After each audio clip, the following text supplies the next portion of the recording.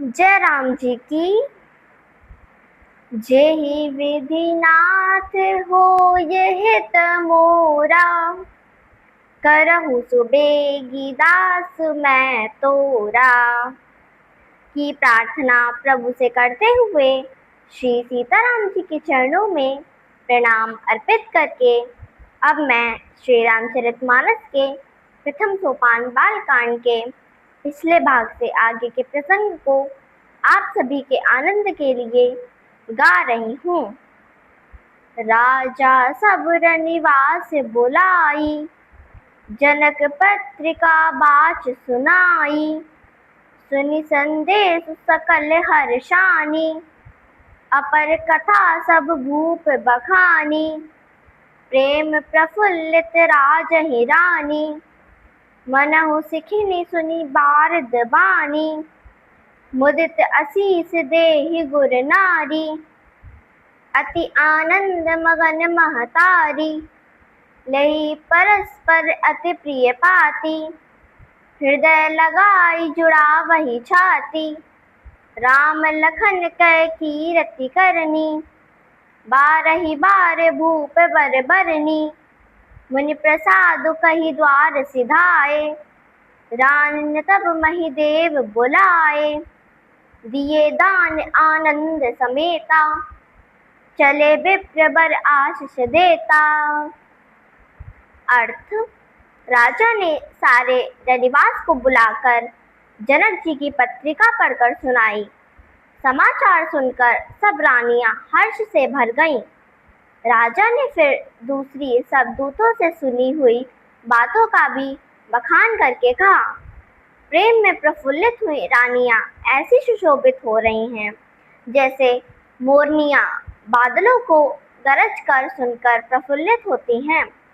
बड़ी बूढ़ी अथवा गुरुओं की स्त्रियां प्रसन्न होकर आशीर्वाद दे रही हैं। माताएं आनंद में अत्यंत मग्न हैं।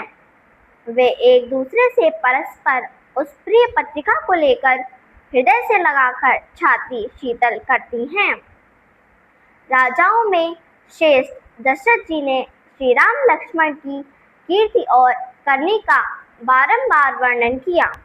यह सब मुनि की कृपा है, ऐसा कहकर वे बाहर चले आए। तब रानियों ने ब्राह्मणों को बुलाया और आनंद सहित उन्हें दान दिए। श्रेष्ठ ब्राह्मण आशीर्वाद देते हुए चले। जाचक लिए हकारी, दीन्हि निछावर कोटि विधि। चिरजीवं सुत चारि, चक्रवर्ती दशरथ के। अर्थ: फिर भिक्षुकों को बुलाकर करोड़ों प्रकार की निछावरें उनको दी। चक्रवर्ती महाराज दशरथ को चारों पुत्र चिरंजीवी हो। कहत चले पहिरे पटनाना, हरषि हने गहे निशाना। समाचार सब लोगन पाए, लागे घर घर हून बधाए। भुवन चारि दस भरा उछाहु, जनक सुता रघुबीर बियाहु। सुनि शुभ कथा लोग अनुरागे, मग गली सवारन लागे। यद्यपि अवध सदैव सुहावनी, रामपुरी मंगलमय पावनी। तदपि प्रीति कै प्रीति सुहाई, मंगल रचना रची बनाई। ध्वज पताक पट चामर चारु, छावा परम विचित्र बजारू। कनक कलश तोरण मणि जाला, हरद धूप दधि अक्षत माला। अर्थ: यो कहते हुए वे अनेक प्रकार के सुंदर वस्त्र पहन कर चले। आनंदित होकर नगाड़े वाले ने बड़े जोर से नगाड़ों पर चोट लगाई। सब लोगों ने जब समाचार पाया तब घर घर बधावे होने लगे। 14 लोगों में उत्साह भर गया कि जानकी जी और श्री रघुनाथ जी का विवाह होगा। यह शुभ समाचार पाकर लोग प्रेम मग्न हो गए और रास्ते, घर तथा गलियां सजाने लगे। यद्यपि अवधपुरी सदा सुहावनी है, क्योंकि वह श्री राम जी की मंगलमयी पवित्र पुरी है, तथापि प्रीति पर प्रीति होने से वह सुंदर मंगल रचना से सजाई गई।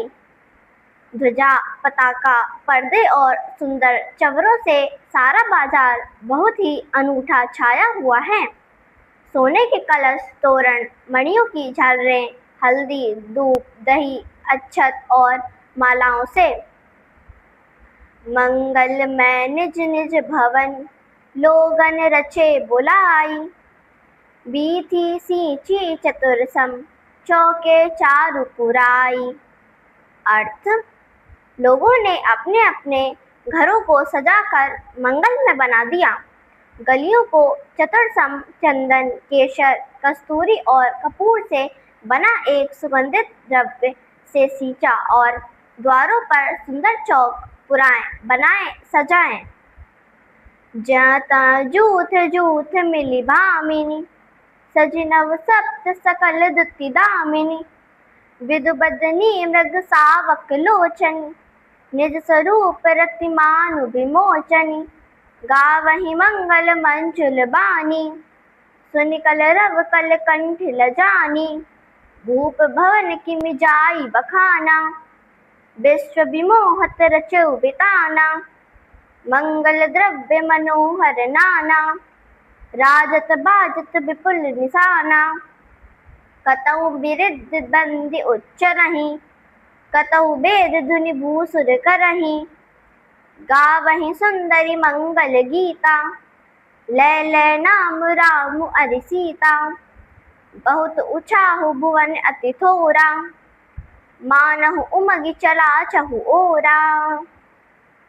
अर्थ, बिजलियों की जैसी कांति वाली चंद्रमुखी हिरण के बच्चे जैसी नेत्रों वाली अपने सुंदर रूप से रति कामदेव की पत्नी के अभिमान को छुड़ाने वाली सुहागिन स्त्रियां 16 श्रृंगार अंग में उपटन लगाना, स्नान कराना, स्वच्छ वस्त्र धारण कराना, केशों के संवारना, काजल या सुरमा लगाना, सिंदूर से मांग भरना, महावर देना, भाल पर बेंदी लगाना, माथे पर तिलक बिंदी लगाना, चिबुक पर तिल बनाना, मेहंदी लगाना, अरगजा आदि सुगंधित वस्तुओं का प्रयोग करना, आभूषण पहनाना, पुष्पों की माला धारण करना, पान खाना और ओष्ठ रंगना, मिश्री लगाना से सजकर यहाँ वहाँ झुंड के झुंड मिलकर मनोहर वाणी में मंगल गीत गा रही हैं, जिनके